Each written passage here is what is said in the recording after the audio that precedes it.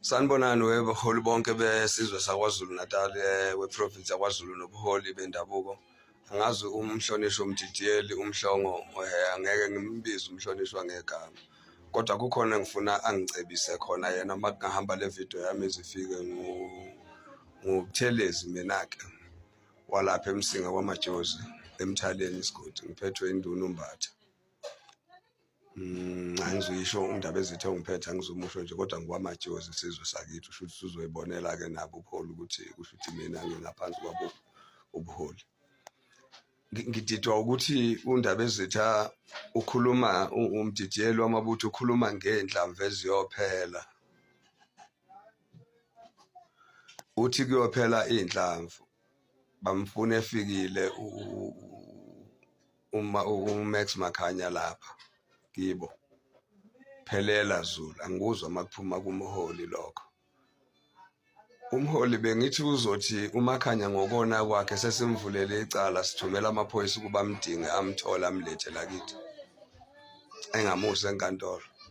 Angazi-ke noma uZulu usenenkantolo la azogweba khona abantu futhi umholi ongangomhlongo ufanele nethi kuyophela indlamvu eziyobe idubula abantu lengane ka-2000.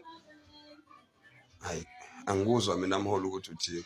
Ngiyabezwa abantu bayakweseka mhlawumbe abanye mhlawumbe abacabangile kahle ukuthi iy'nkulumo zakho zifanele nekhulunywa umholi. Siyabahola nathi abantu sibaholela nina njengesizwe sakithi njengesizwe sakwaZulu. Kodwa angizwa mina mawuthi kuyophela indlamvu ngendaba kaMax. Kodwa futhi uwena oshoyo ukuthi laba bantu abasemva kwakhe uthini kanti? Wobani abasemva kwakhe? Ukutshela obani lokho ukuthi kunabantu abasemva kwakhe umhlonishwa umhlongo? Wobani abasemva kaMax abamtshela ukuthi akenze lezi zinto akazenzayo? Nakhuluma naze naqinisekisa ngezinto ezenziwa bethi. Ngapha nikhuza umhlongo ukuthi izinto lokhuza uMax ukuthi lezi zinto akakhulumayo zenziwa bethi. Nani nikhuluma inzwa bethi baholi manje manithi ekukhona abantu abasemva kaMax. Wobani ake sichazele bona kuqala before nithola uMax. Futhi sizwe sakwaZulu phumani odabeni lokuthi uMax akuphelele uZulu uMax akabanjwe. Kuyicala lokho enizama ukukwenza. Ngale kokuthi usexolisile. Kodwa nje lokhu ukuthi uMax akabanjwe banjelwana uMax abantu abanganawo abangekho emthethweni okubamba abantu. Abantu la eSouth Africa abasemthethweni okubamba abantu amaphoyisa. Akuvulwe icala livulelwe uMax bese uMax uyabanjwa. Maninzi kulokho enikhulumayo ngoba lokho enikhulumayo nikhomba ukuthi niyodukisa isizwe sikaPhunga noMageba. Nithi akabanjwe ubani uMax? Hayibo. Hayi mholi ngeke mhlongo hayi khona. Hayi bafa hayi noma ngwayinduna enkulu ke phela yakwaZulu engumdidiyeli kodwa ngendlela okhuluma ngakhona ukhombisi ukuba umuntu owaziyo umthetho wesizwe wezwe.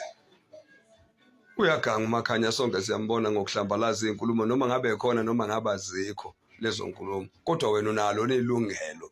Ubani okunikile leli lungelo lokuthi uthi kuyophela indlamvu? Ziyobe buyaphi indlamvu zibheke phi idubula abantu? Hayi mina ngiqondene nawe-ke manje mhlongo hayi nawe uyaganga. Nawe nje uyaganga. Nebutho eliholwa uwe eliholwa umuntu ongaboni emahlweni wena kusho kuwe mina mhlongo. Hayi uthi iziphi indlamvu eziyophela? Ziyophela mayibheke phi lezo ndlamvu? Zibulala abantu. Ukhona umuntu okumele abulawe ngokona kwakhe.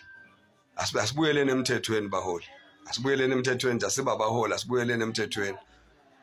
Noma ngingona kangakanani kodwa nawe mhlongo njengoba ngikuzwa mina ukhuluma ngenhlamvu ukhuluma zonke izinto enganambitheki.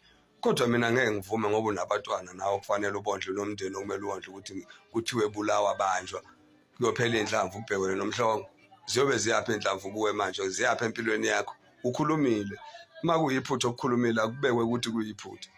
Usubuyaphi umthetho ukuthi kuyophela indlamvu? Umholi omkhulu kangaka odidiyela amabutho kaZulu athi kuyophela indlamvu hayi angikuzwa mina mholi angikuzwa.